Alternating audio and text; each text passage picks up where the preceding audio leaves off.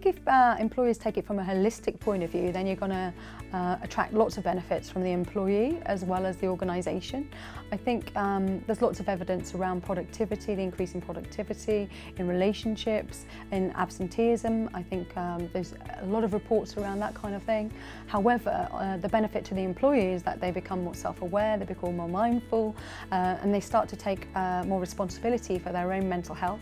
And I think that has a knock-on effect not only in the workplace but also in their home life as well. Well, there's lots of things going on, especially around neuroscience. I think neuroscience is really making really great headway about what our working life is doing to our brains, and also how culturally and consumerism is affecting how we think, behave and act. I think we also have the integration of ACT, which is acceptance and commitment therapy, which has got a really great return on investment, and CBT, which is a cognitive behavioural therapy, which are being utilised. I think data as well, from a behavioural scientist point of view, I think that really gives us access to find out actually what's working and what's not working, so it gives us a viable metrics that companies need in order to be able to buy into these interventions from a return on investment point of view. I think there's lots more still to be done. I think at the moment there's a lot of status quo happening within organisations, people hoping that they're doing the right thing because somebody else has done that. However, I think the metrics are still a little bit behind on that point of view.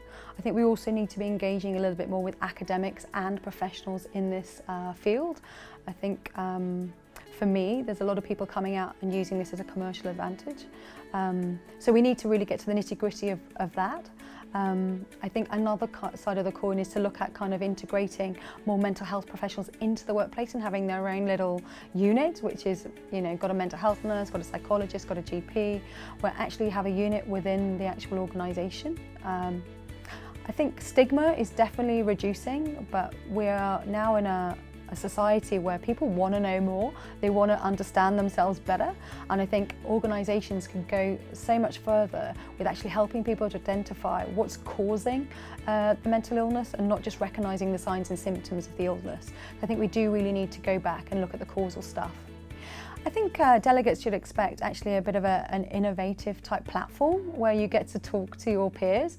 I think what's happening at the moment is we don't often have the opportunity to all come together and share our knowledge and our experiences.